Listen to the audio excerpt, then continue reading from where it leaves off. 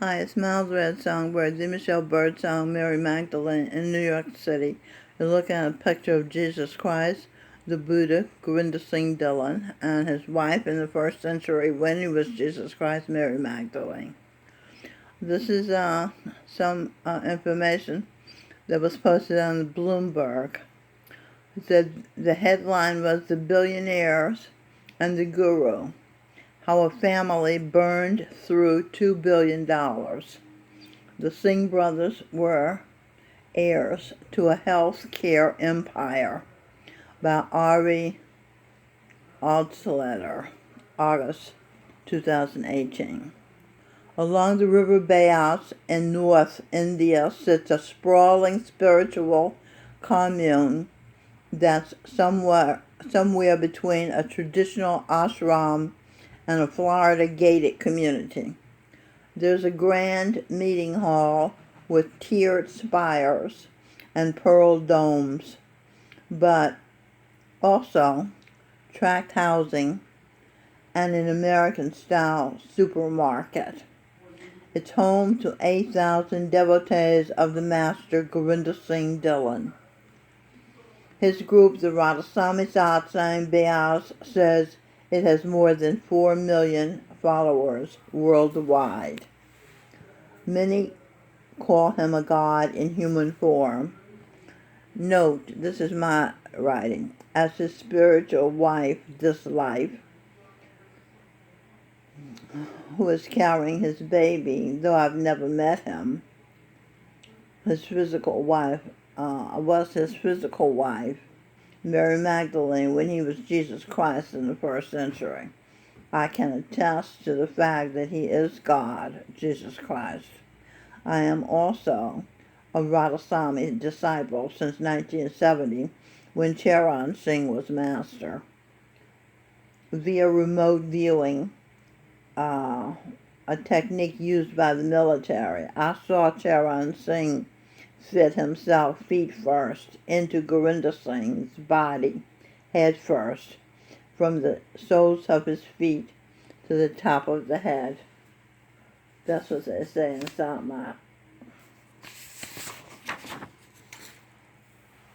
Bloomberg. Gurinder Singh Dhillon had projected himself. Okay, now this is not written in the Bloomberg article. This is information I have. Gurinder Singh Dhillon had projected himself as the Churchill-appointed Supreme Commander of Allied Forces, General Dwight David Eisenhower. Later he became President Eisenhower. The President Eisenhower, who sent troops into Little Rock, Arkansas, to escort the black students to the all-white school. President Eisenhower also federalized the Arkansas National Guard. That was in Wikipedia. Now, on May 17, this is more about that. On May 17, 1954, the U.S. Supreme Court ruled that racial segregation of public schools was unconstitutional in the United States. That ruling would force the spotlight of national attention in the United States upon the Arkansas National Guard and the integration of Central High School. The Arkansas National Guard was drawn into the conflict when Governor Orville Farbus ordered them to preserve the peace by turning away the black students who were attempting to integrate into Little Rock's Central High School. President Eisenhower, Jesus Christ, Gurinder Singh Dhillon's projection reacted to this use of the Guard to foil the court-ordered integration by federalizing the entire Arkansas National Guard and using it to protect the 9 black students integrating Central High School. Wasn't that brilliant? That was so smart. Meanwhile, in India, Jesus Christ, in the form of Charan Singh Ji, full title, His Holiness Param Sant Sadguru Charan Singh Ji Maharaji, was, despite the objections of its board. Like the United States, RSSB is a corporation. His Majesty Charan Singh Ji, before becoming head of the RSSB, Radhaswamy Satsang Bias, had practiced law as a defense attorney, but as a soft-hearted saint, despite the objections in the 50s of his board, he integrated the Dara. He entered the kitchen where the untouchables worked, sat down and had a meal with them. This was unheard of. The king, Jesus Christ, Charan Singh, now Gurinder Singh, Dhillon, breaking bread with the peasants, the untouchables. And when I was 15 years old, returning to my hometown, Clarksville, Tennessee, from Nashville, Tennessee, where I had played in a basketball team on the Byrd High School basketball girls team. Exiting the bus in downtown small town Clarksville, I walked to Woolworth's 5 and dime store. I walked to the lunch counter, sat down, and as the white girl waitresses walked past me, ignoring me, finally, I said rather loudly, "I want a banana split." They kept not stopping to serve me while cheerfully serving the white customers. Eventually, I was surprised to see my sister Helen exit the kitchen, wearing white, holding a pot she'd obviously been washing. I hadn't known she was a dishwasher at Woolworth's. She saw me sitting at the usually whites-only lunch counter. "I want a banana split," I said to her. "Girl, you better go home," she said to me. When I had seen on TV Reverend Dr. Martin Luther King Jr., now my grandson Lou Ranziger, staging sit-ins and protest rallies, he always had a group of friends with him, like the publisher of the Village Voice in New York City, a Greenwich Village paper that now has become known for the child and human trafficking ads. I was aware sitting there at the lunch counter, especially with my sister being against me. I realized I was alone. E's husband, retired Lieutenant Colonel Alan West, said, "Sometimes you have to stand for what you believe alone." Let's see, what's this?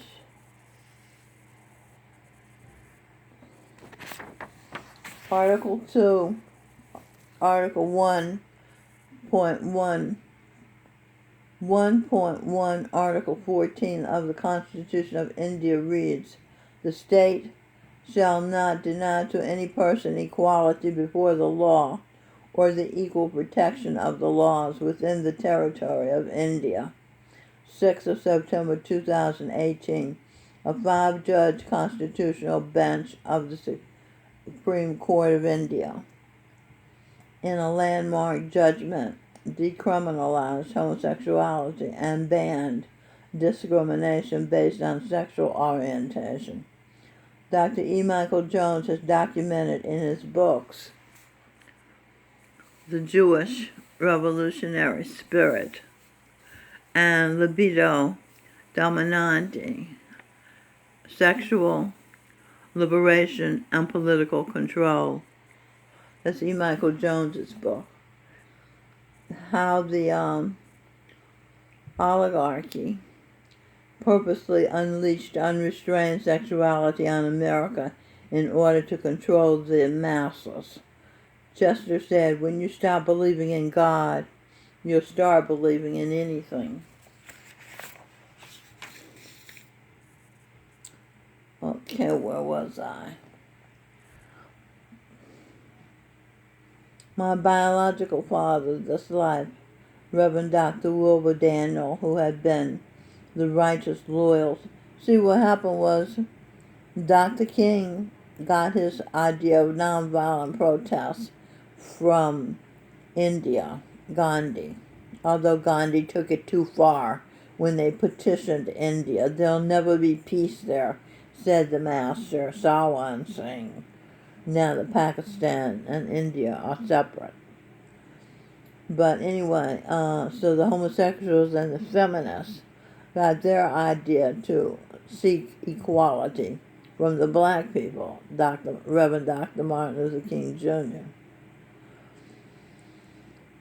You see, but they don't know when to stop. Someone said they don't know how to go from one thing to the next. When you get equality, then you take advantage of the opportunities and start living your life as an equal. But the black people want to continue fighting for equality, even though they have equality. And the same thing with the homosexuals and the same thing with the feminists. That's craziness, of course.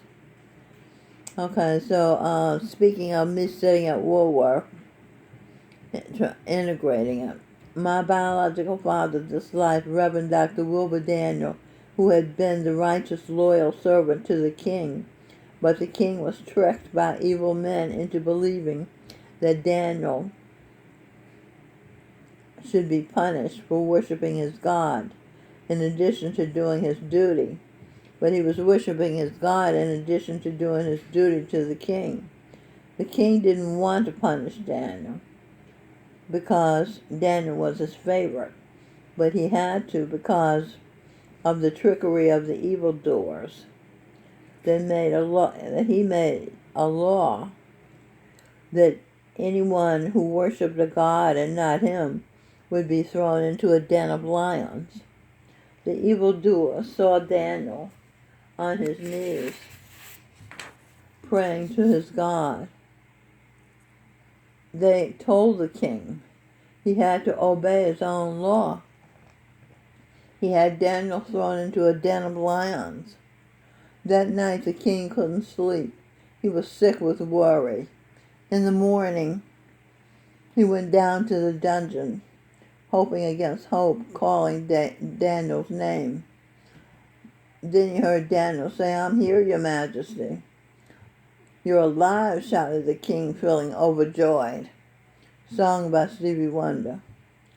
"Yes," said Daniel, "God sent his angels to cover the mouths of the lions." The king had Daniel removed from the dungeon. He had the evildoers and their wives and children thrown in with the lions. They were promptly eaten. The king signed a law making Daniel's God the God of his kingdom.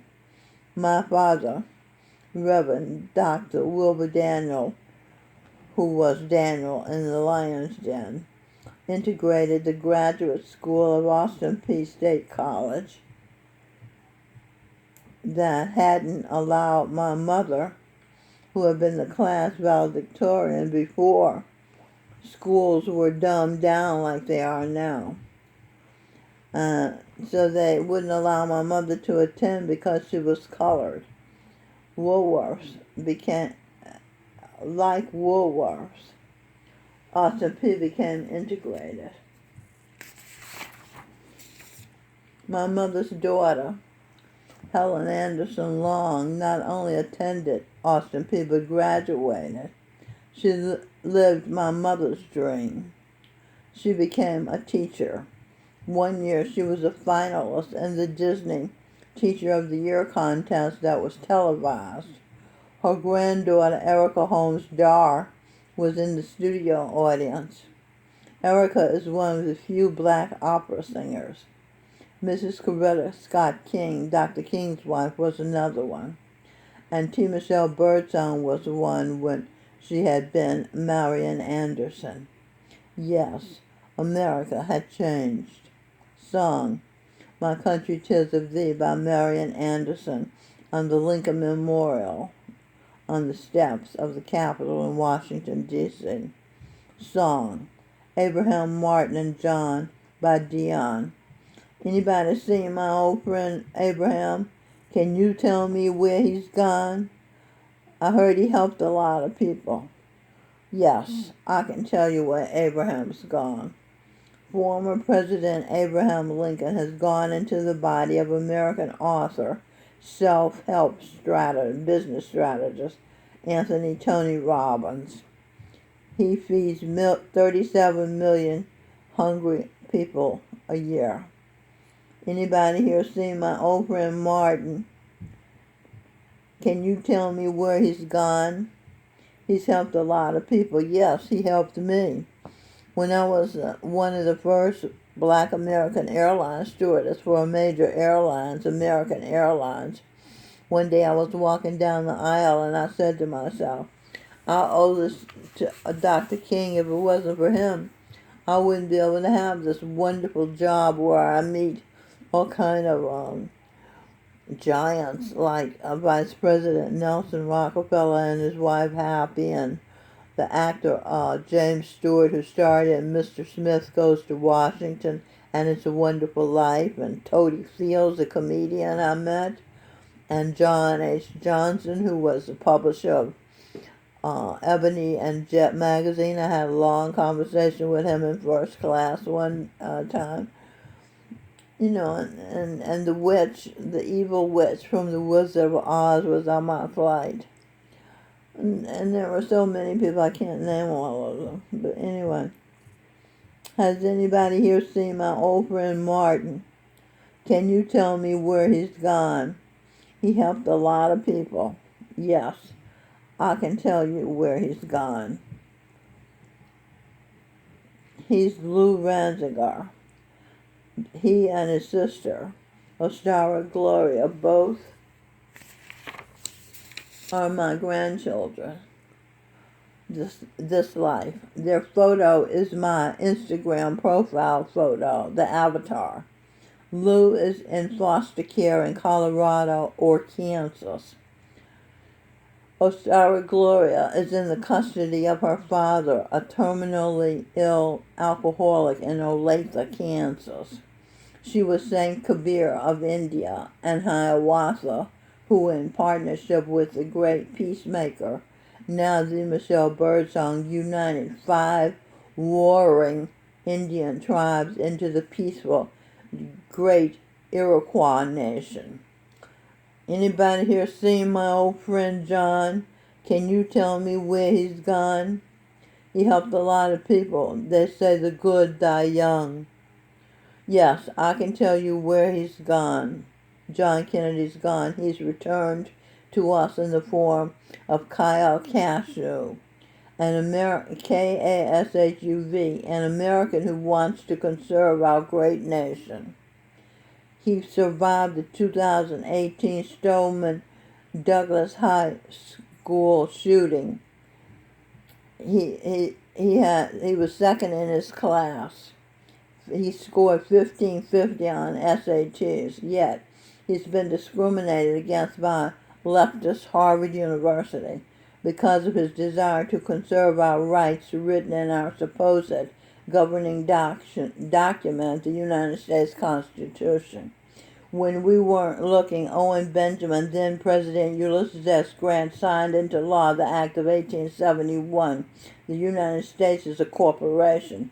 There are 2 constitutions, Popeye.